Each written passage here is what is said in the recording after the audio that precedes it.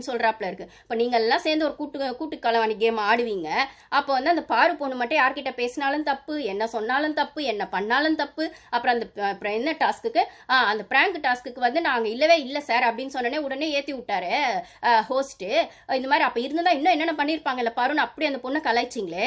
கனி அங்கே ஒரு விஷயம் பண்ணாங்க. கனி இருந்தாலுமே அதுக்கப்புறம் நோண்டி போய் கமருதீன் கிட்ட அவங்க கேட்டது என்ன தெரியுமா? உன்னை எது ட்ரிகர் பண்ணிச்சு, எது கையை உங்க வச்சுச்சு, எது வந்து உன்னை ரொம்பவே வந்துட்டு அந்த இடத்துக்கு போக வச்சது எக்ஸ்ட்ரீம்னு நோண்டி கனி கேட்டிருப்பாங்க. நீங்க ஏன் சார் கனியை கேட்கல? பாருவாங்க இல்லைன்னு சொன்னதே இருந்தா இப்படி பண்ணுவீங்க, நீங்க ஒரு நரேட்டிவா ஒன்று பண்ணீங்கல்ல. அப்போ இருந்த கனி அங்க ஒன்று பண்ணாங்களே, அதையே சார் நீங்க கேட்கல? அப்போ இந்த சைடு கனி நடுவில் நிற்க வச்சுட்டு அடிக்கிற மாதிரி அடிச்சுட்டு லெஃப்ட்டில் வந்து திவ்யா ரைட்டில் வந்து பார்வை பார்த்து கற்றுக்கோங்கன்னு நீங்கள் சொல்கிற இடத்துல சார் திவ்யாவை வந்து உள்ளே அமிச்சு லவ் கண்டென்ட்டையோ இல்லைனா சாண்ட்ரா உள்ளே அமிச்சு அந்த பொண்ணு அசிங்கப்படுத்த சொன்னதே டீம் தானே சார். அதனால தானே சார் அவங்களுக்கு அவ்வளோ கிளாப்ஸ் வந்தது. அப்போது அடிக்கிறதுக்கும் உங்களுக்கு பார்வை வேணும், கண்டென்ட்டுக்கும் பார்வை வேணும். அதுக்கப்புறம் அவள் அழுதாலும் அதுவும் உங்களுக்கு கண்டென்ட்டு, அவளை நீங்கள் நக்கல் நையாண்டி பண்ணாலும் அதுவும் உங்களுக்கு கண்டென்ட்டு, பிரஜின் மார்க் பண்ணாலும் அதுவும் உங்களுக்கு கண்டென்ட்டு. அப்போ வந்து எனக்கு புரியல, இதுதான் உங்கள் டிசிப்ளின், டிக்னிட்டி, டெக்காரமா ஹோஸ்ட் சார்? அவங்களுக்கு உங்கள் தேவையானவங்களுக்கு மட்டும் குறும்படம் போட்டுக்குவீங்க ரைட்டா? உங்களுக்கு 1 hourலேயே வரவே இல்லையே சார் அந்த கார்னிவலில் வந்து அமித்தும் பிரஜனும் அமித்தும் எஃப்ஜே சண்டை வந்து 1 hourல உங்களுக்கு வரவே இல்லையே. அந்த கார்னிவல் இவருக்கு அந்த கிரெடிட் கொடுக்கல செய்யல அப்படிங்கிற விஷயம் அப்படியே சார் நீங்கள் அட்ரஸ் பண்ணுறீங்க.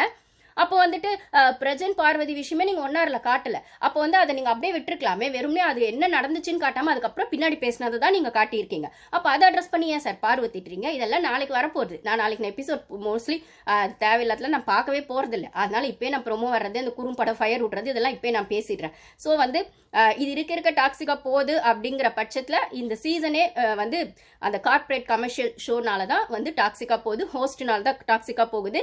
அது மட்டும் இல்லாமல் அந்த டாக்ஸிக்காக போகிற ஷோவை இன்னும் டாக்ஸிக்காக ஒரு பொண்ணு மேலேயே கொண்டு போய் அவளுக்கான விஷயங்கள் அடி வாங்க வச்சுட்டு அவளை யூஸ் பண்ணி நீங்கள் பண்ணுறது சரியே கிடையாது, ஃபேரும் கிடையாது.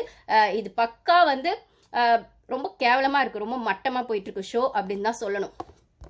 நீங்கள் பிரவீனை வெளில அமிச்சிட்டு ஏன் சார் ரம்யா உள்ளே வச்சுருக்கீங்க? எனக்கு புரியவே இல்லை.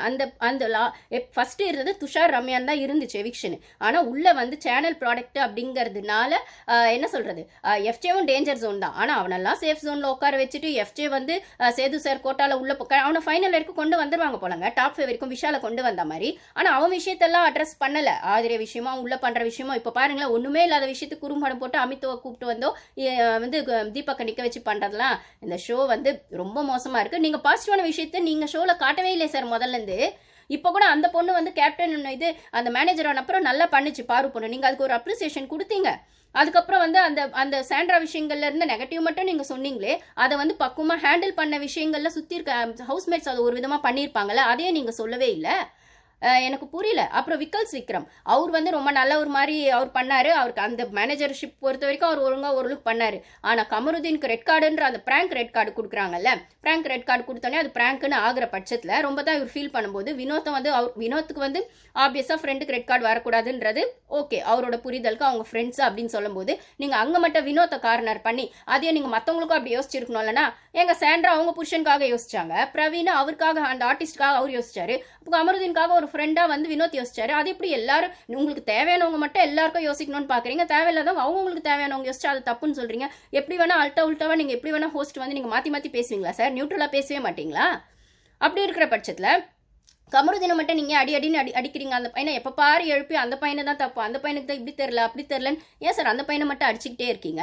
ஏன் எஃப்ஜே வாடிங்களேன், ஏன் பிரஜனை கேள்வி கேளுங்களேன், ஏன் சபரியை நல்லா நொய்யின்னு நோண்டுங்களேன், ஒன்றுமே பண்ணுறது இல்லைன்னு அவங்களெல்லாம் சும்மா அப்படி தட்டுற மாதிரி தட்டிட்டு விட்டுறீங்க. எனக்கு புரியல. இது வந்து திருப்பி இப்படியே தான் போயிட்டுருக்கோம். அப்படின்னா உங்கள் சேனல் ப்ராடக்ட்ஸை நீங்கள் காப்பாற்றணும்னா நீங்கள் அவங்கள மட்டும் உள்ளே வச்சு ஷோ பண்ணிக்கோங்க சார். மற்றவங்களால எலிமினேட் பண்ணி அந்த மாஸ் எலிமினேஷன் சொல்லுவாங்களே அதில் பண்ணி அனுப்பிச்சிருங்க சார்.